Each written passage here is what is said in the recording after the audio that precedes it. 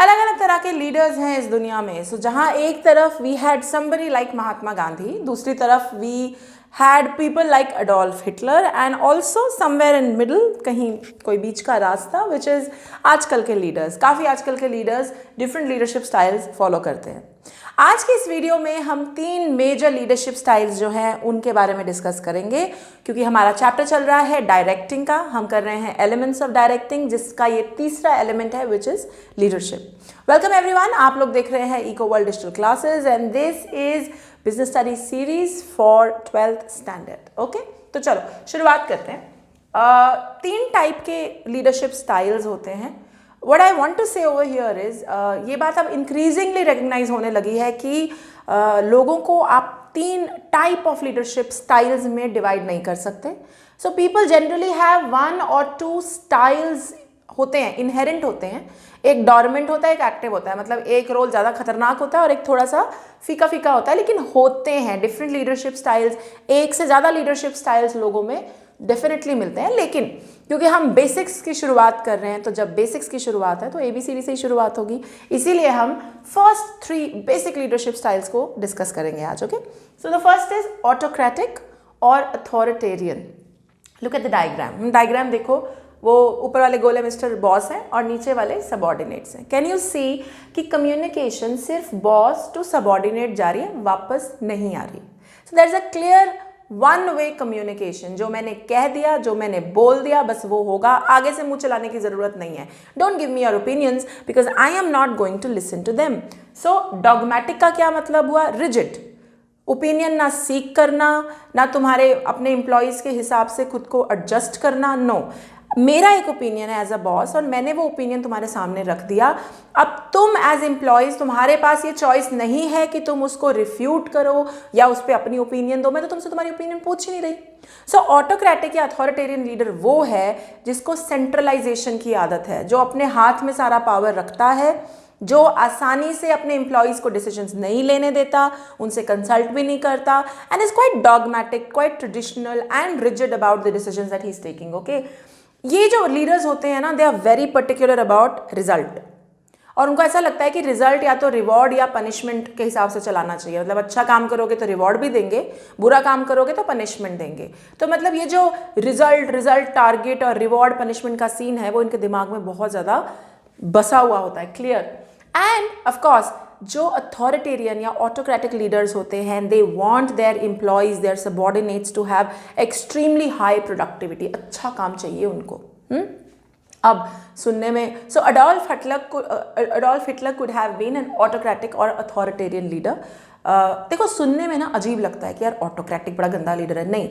But what you have to remember is it depends on situation to situation. कई बार situation ऐसी है जहाँ पे यही लीडरशिप स्टाइल चाहिए। फॉर एग्जाम्पल, आप आर्मी ग्राउंड पे खड़े हैं, आगे दुश्मन खड़ा है, लड़ाई करनी है, पार्टिसिपेटिव डिसीजन मेकिंग नहीं हो सकती कि चल बोल यार इसको गोली मारे कि ना मारे, वेट करे। There has to be a strategy, a single decision which will follow from the leader and everyone has to follow it. No ifs, no buts, no discussion around it. बस करना है तो करना है। Similarly, अगर deadline पास है, बहुत ज़्यादा काम करना है, अच्छा काम करना है और डेडलाइन का सीन है, तो भी ये वाला स्टाइल बहुत बढ़िया काम करता है। क्योंकि जब हमारे पास टाइम नहीं होता ना, तो हमें एक लीडर के ओपिनियन से चलना पड़ता है। जनरली लीडर्स वो भी होते हैं जिनको एक्सपीरियंस से बहुत कुछ पता होता है। So we have to look at their viewpoint and get our work done. So autocratic leadership वो है जहाँ 1 वे कम्युनिकेशन है, no participation is seek, centralisation of power है, but it is good and it's feasible in situations जहाँ पे बहुत ही complicated situation है, जैसे कि आर्मी की, या फिर आपको बहुत क्विक डिसीजन मेकिंग करनी है, वहाँ ये सिस्टम बहुत बढ़िया चलेगा, ये वाला leadership style. Okay, all right, let's next move to next. Democratic participative. ये सबसे फेवरेट लीडर है, बड़ा अच्छा लीडर है यार। सबसे पूछ के, डिस्कशन करके, ओपिनियंस लेके ये वाला लीडर डिसीजन लेता है। So you have to understand one thing, ये लीडर ऐसा नहीं है अच्छा लीडर जो आप इसे पूछता रहे, अच्छा बताओ तुम क्या करें, तुम बता दो क्या करें, तुम बता दो क्या करें। I will tell you something, अंदर की बात, अगर तुम सबसे पूछते ही रहोगे ना कि क्या करें क्या करें क्या करें, तो एक्चुअली में डिसीजन होगा ही नहीं, because you are just asking and there is nobody who wants to take decision. In fact हम सब में ये बड़ी कैपेबिलिटी है, हम चाहते हैं कि काम हो भी जाए और हमारा नाम अच्छा हो तो हमारा नाम आए, बुरा हो तो हमारा नाम ना आए। तो जहाँ हमको रिस्क फैक्टर हाई लगता है ना, हम अपना नाम घुसाना ही नहीं चाहते। तो ये लीडर वो है जो सबसे कंसल्ट करता है, सबको डिसीजन मेकिंग प्रोसेस में पार्टिसिपेट करने के लिए एनकरेज करता है, ओपिनियंस लेता है, अच्छी opinions, but the decision is his own. A good democratic और अ पार्टिसिपेटिव लीडर इज समबडी जो डिसीजन खुद लेगा, हाँ, लेकिन आप लोगों का ओपिनियन समझ के अगर कुछ उसके अपने ओपिनियंस थे और वो ठीक नहीं लग रहे हैं ग्रुप को, तो उनको छोड़ के जो बेटर ओपिनियंस हैं उनको एक्सेप्ट करके वो फिर डिसीजन लेगा, लेकिन डिसीजन लेगा खुद।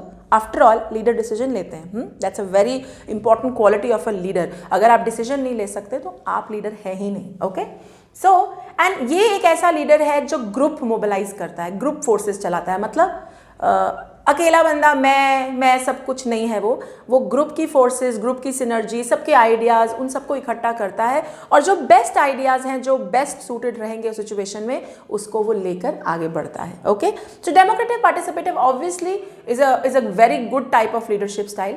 इसका सिर्फ एक नुकसान है, लाइक आई सेड, अगर ये लीडर ऐसा है ना जो सबसे सिर्फ पूछता ही रहता है और डिसीजन खुद नहीं लेता, तो सबॉर्डिनेट्स को लगने लगेगा कि इसको तो कुछ आता ही नहीं है, he is good for nothing, ये अच्छा लीडर नहीं है। बिकॉज लीडर का मतलब है that people look up to you, लोग आपकी तरफ देख के सोचते हैं कि अभी कुछ बताएंगे, डिसीजन लेंगे, फिर हम इनको फॉलो करेंगे।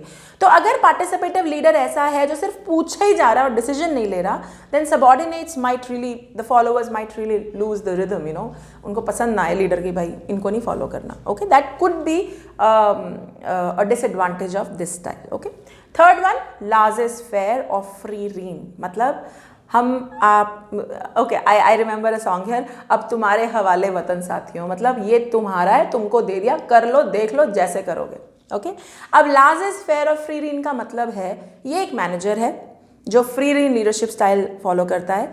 ये मैनेजर कहता है, देख भाई, ये तेरा काम, तेरा यूनिट, तुम मान लो तुम मेरे एम्प्लॉय हो, मैं तुम्हारी मैनेजर फ्री रीन वाली, तो मैंने तुम्हें कह दिया, देखो भाई तुम्हारा काम है, ठीक है, तुम्हारी रिस्पॉन्सिबिलिटी है, अब तुम इसके लिए होली सोली जिम्मेवार हो, नफ़ा भी तुम्हारा, नुकसान भी तुम्हारा, प्रॉफिट तुम्हारा, लॉस भी तुम्हारा, you handle it in your own manner.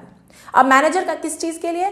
Manager आपको कहता है कि देखो, अगर तुम्हें कुछ रिसोर्सेज चाहिए, अगर तुम्हें काम करवाने के लिए कोई पैसा चाहिए, फाइनेंशियल रिसोर्सेज, फिजिकल रिसोर्सेज, तो बताओ, बंदे चाहिए, मैं अरेंज करके दूंगा। टाइम टू टाइम अगर तुम्हें कहीं पे तुम फंसते हो तो मैं तुम्हें गाइडलाइन भी दे दूंगा, राइट, लेकिन मैं हर समय हर टाइम तुम्हारे आसपास नहीं हूंगा डिसीजंस लेने के लिए। डिसीजंस विल बी योर्स, यानी फ्री रीन, आपको पूरा मालिक बना दिया उस चीज का, मेरी responsibility day to day operations में नहीं है। This is a free rein leadership style where the manager gives entire authority, entire responsibility to the subordinates, and he is available only there to guide from time to time and to arrange for all the resources। अगर resources की ज़रूरत है वो दे देगा, बाकी वो 24 घंटे तुम्हारे अगल बगल नहीं है कि तुम फ़ोन करके पूछ लो, सर ये नहीं हो रहा, आप बताओ कैसे करें। he is not going to be there। Okay, अब मज़े वाली बात है, तुम बताओ कि फ्री रीन जो लीडर देगा वो कैसे सबऑर्डिनेट्स को फ्री रीन देगा? क्या ऐसे सबऑर्डिनेट्स को फ्री रीन दिया जा सकता है जिन्हें दिन का नहीं पता, रात का नहीं पता, कुछ पता ही नहीं करना कैसे है? दे सकते हो फ्री रीन? नहीं। So obviously for a leader to execute this leadership style, तो जो subordinates होने चाहिए ना, वो बहुत ही ज़्यादा independent, very well high degree of efficiency होनी चाहिए, बहुत clear mind वाले subordinates होने चाहिए, तो तुम free rein leadership style चला सकते हो। यानी your leadership style can also change with the kind of subordinates you have। अगर आपका कोई सबऑर्डिनेट है जो हाईली इंडिपेंडेंट है, बहुत एफिशिएंट है, आप उसको फ्री रीन दे सकते हैं as a leader, because you know कि ये बंदा मैनेज कर लेगा।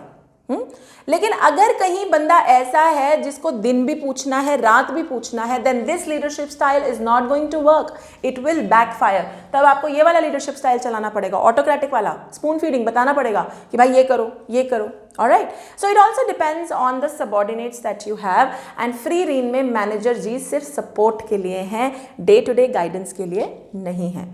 सो मोटे मोटे तौर पे 3 major leadership styles: autocratic, participative जहां सबसे एनकरेजमेंट किया जाता है participation, and laissez faire which is अब तुम्हारे हवाले वतन साथियों, ये रहा तुम्हारा यूनिट, तुम खुद संभालो and I am there only to support. ठीक है, तो ये लीडरशिप स्टाइल्स है। Heads up for case studies, very important, ज़रूर इस पर एक आधी केस स्टडी निकल आएगी।